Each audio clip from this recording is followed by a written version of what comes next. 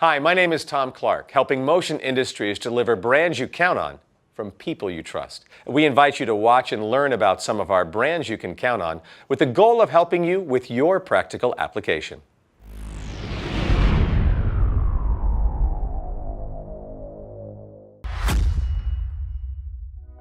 I'm Thomas Doherty. I'm a designer here in Annandale, New Jersey with Ingersoll Rand's Power Tools division. As we mentioned earlier, there's no standard for testing in the power tools world. As far as testing our tools, we have our test centers, competitors have their test centers, and due to the fact that there is no standard, it's difficult to get an apples to apples or one-to-one comparison between our tools, competitors' tools, any tools in general. What we test and report on one of our tools, somebody else may be able to test and not get the same results just because they're doing it a different way. The consistency in our testing has allowed us to keep the same published numbers comparable, be it from 10 years ago, 5 years ago, or what we publish today, in that the testing that's done to get those numbers hasn't really changed.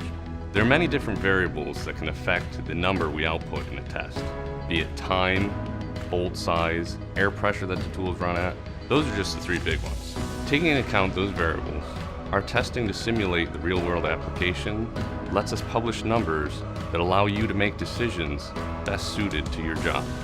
One specific example of testing we do is our max reverse torque testing. A bolt is selected dependent on the power class of the tool we're going to test. Once that's selected, we lubricate it and place it into a hydraulic skid motor. We then proceed to break in the nut. Once that nut and bolt are broken in, we remove it, clean it off, and re-lubricate it to proceed with the testing. Before we start the test, we ensure the tool is running at 90 psi dynamically.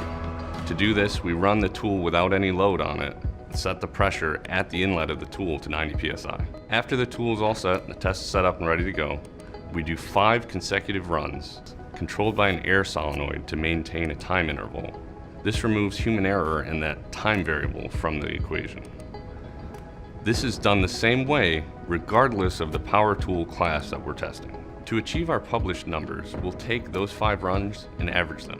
Once those runs are averaged, we'll take a deviation of those runs and subtract it from the average value. In this way, the numbers we publish are more conservative. This is just one example of the many tests we do here. Given that there is no third-party standard, we have our own internal standards that we follow for all of our testing. By keeping our testing consistent, it allows us to publish reliable numbers to assist you when making a purchasing decision.